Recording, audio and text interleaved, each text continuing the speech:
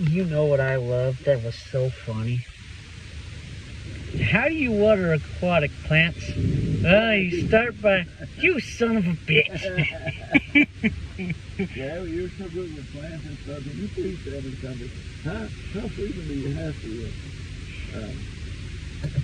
aquatic plants? Well, you son of a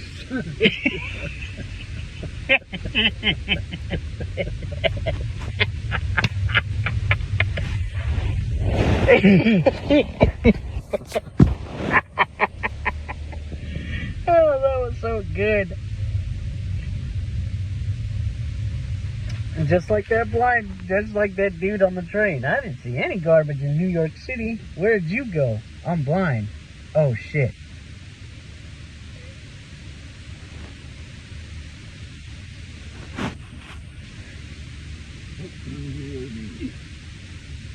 We'll keep you company. Go behind the scenes of local and state politics with WFAE's Inside Politics. Listen to the podcast and then sign up for the email newsletter at WFAE.org. We are behind the scenes of state and local politics. They're taking all our money, damn it. Sunny tomorrow in Charlotte. I expected around 90 degrees. That's nice for what we've been getting. Yeah. From 90.7 WFAE, this is Charlotte Talks. I'm Nick Collins. I don't know what they're talking about today. If President Biden is re-elected, he will be 86 when he leaves office. His leading challenger will be 81. America's leaders have become older. The average senator hovers near retirement age. Many are older. California's Dianne Feinstein is 90. Senate Minority Leader Mitch McConnell is 81. South Carolina's Jim Clyburn is 82, as is Nancy Pelosi. Iowa's Chuck Grassley, already 89 and a half. I could go on, but who has time? I guess we do, because the median age of our population is a mere 39. The impact of age on our leaders' abilities, their attitudes, and how our government. Coming up this hour on Charlotte Talks. Huh?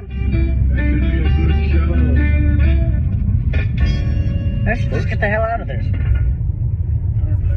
Live from NPR News in Washington, I'm Jack Spear. President Joe Biden says he will travel to Hawaii to see the devastation caused by recent wildfires there. The president announced the trip during a visit to Milwaukee. Chuck Hermbach of member station WUWM reports. In his first extended comments in several days on the dozens of deaths caused by the wildfires on Maui, the president said he and his wife Jill will travel to Hawaii as soon as they can. But I don't want to get in the way. I've been to too many disaster areas, but I want to go, make sure we got everything they need. Biden also says he's asked FEMA to streamline the process under which survivors can register for immediate federal assistance. The president says federal personnel are being surged to Hawaii to help with recovery efforts. For NPR News, I'm Chuck Hermbach in Milwaukee. Federal officials are easing cutbacks on some areas that draw water from the Colorado River. That's after new data showed a wet winter gave the nation's largest reservoirs a boost. Member station KUNC, Alex Hager has more. The Bureau of Reclamation is loosening water restrictions on some users in Arizona, Nevada, and Mexico. But experts say the pressure is still on policymakers to reduce water demand in the long term. Kyle Roehrig directs the Great Basin Water Network. We are still on the precipice of a lot of uncertainty, and I think we just have to think, how are we going to live in a world where there's going to be much less? Human-caused climate change is shrinking the amount of water in the river, and the 7 states that use it are scrambling to find ways to cut back on demand from cities and farms across the arid West. For NPR News, I'm Alex Hager in Fort Collins, Colorado. The Kansas Bureau of Investigation is looking into the police raid of a small Kansas newsroom that's prompted a national outcry. As NPR's Danielle Kay reports, the state agency is taking over the investigation from the local police department that carried out the raid. The police department in Marion, Kansas, raided the Marion County Record's newsroom and one of its journalists' homes last Friday, allegedly over suspected identity theft. Media lawyers say police violated federal law protecting journalists. Now, the Kansas Bureau of Investigation is taking the lead on the case. Bernie Rhodes, the paper's attorney, says it's a potentially promising development. Because it removes the police chief from the investigation. The state agency is looking into the allegations against the newsroom made by local police, but it's still unclear whether they're investigating the legality of the raid itself. Danielle Kay, NPR News. Consumers upped their spending in July, shelling out more money for everything from clothing to dining out to sporting goods. The Commerce Department reporting a better than expected 0.7% rise in retail spending from the previous month. Still, Wall Street closed sharply lower today, the Dow down 361 points. This is NPR.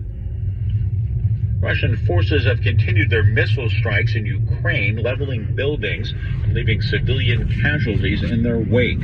Latest barrage by Moscow comes as the war against its neighbor nears the 18-month mark, just hours before a security conference in Moscow. Ukrainian Air Force says Russia fired a total of 28 cruise missiles at the country early today, 16 of which it says were intercepted. Still, damages are reported across a broad swath of the country. The U.S. Mint has released a quarter into circulation that honors South Texas journalism pioneer and Mexican-American civil rights activist Jovita Tadar. NPR's Mario Navarro has more. The Jovita Tadar Quarter is one of 5 in the 2023 American Women Quarters program. The program began last year and pays tribute to women who have made significant contributions to U.S. history.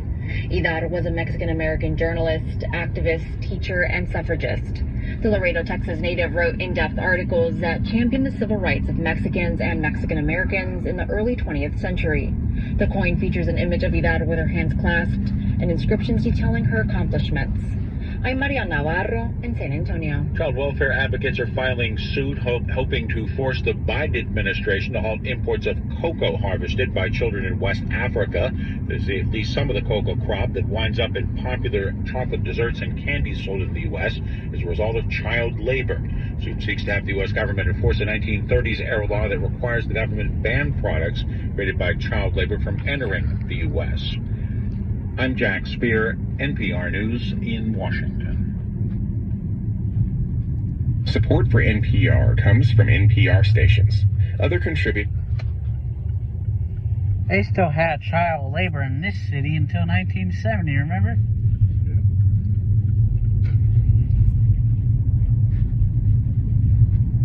You had to get a permit. You still do.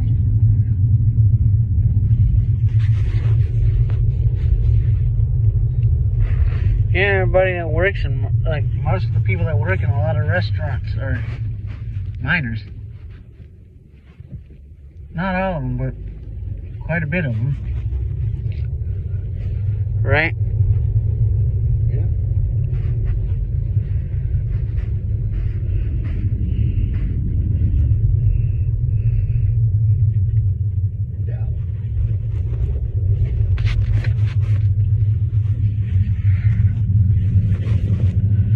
You know what I love? Alright, when we get in, I gotta show you Jingle Bobs. Okay.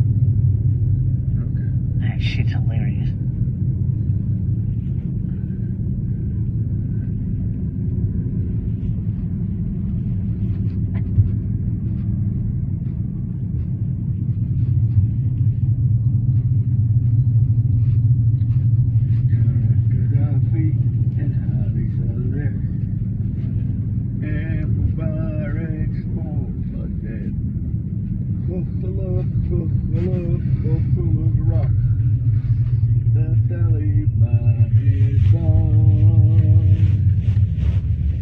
I love watching.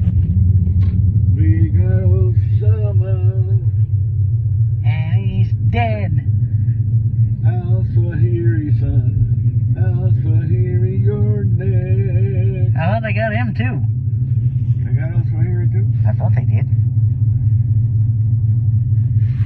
Shit, the Taliban is back in force again. Yep.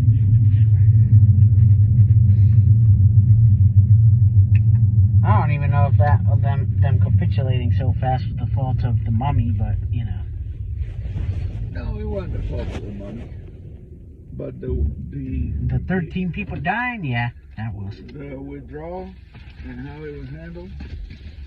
Oh, that interpreter that made the news that everybody was trying to get out and stuff. Yeah. He got shot. He got killed in D.C. because they wanted his car.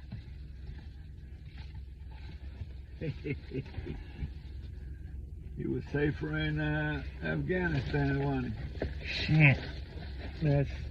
He's screwed there. He's screwed. We live in. Huh? That's the time we live in, or it was his time. Yeah. Never know. Ah, shit, Joe. Well, damn, that sucks. You know, risk your life, translating for a country, and then shit hits the fan, and you escape to that country, and a citizen of that country kills you over a car. Or, I don't know, they might have not been citizens. For all I know. I don't know, Joe. You know what I know? They still killed a man over a freaking car. Yeah.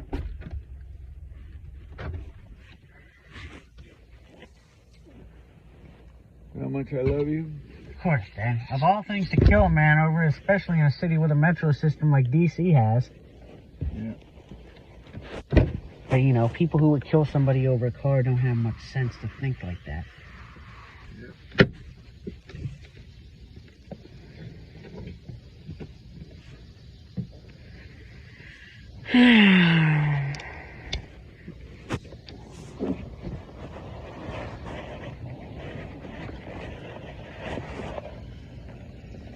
Going a lot of places. I love watching. What do I love watching? The Carolina Panthers. And what I miss watching? The Carolina. What do I love saying? Sanctis. Sanctis. Well, I always miss getting. Sanctis. You miss Sanctis when you get Sanctis.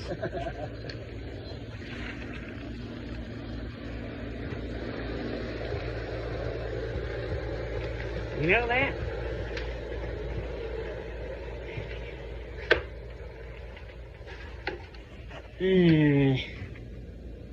I love the Panthers.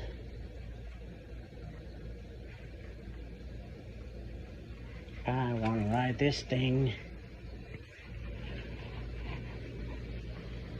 Oh, the weather outside is racist, so I can't ride my bike. Damn, that seat is crusty. Hey, Daddy. Huh?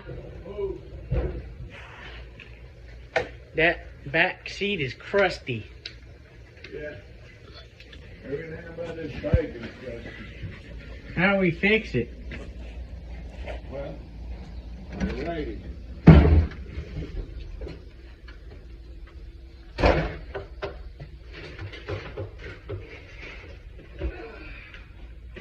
When the weather cools down. Right, Daddy? I can't ride in this weather. Huh? What? I can't ride in this weather.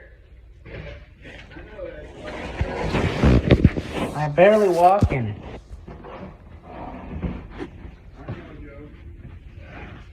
Oh, wow, wow, wow.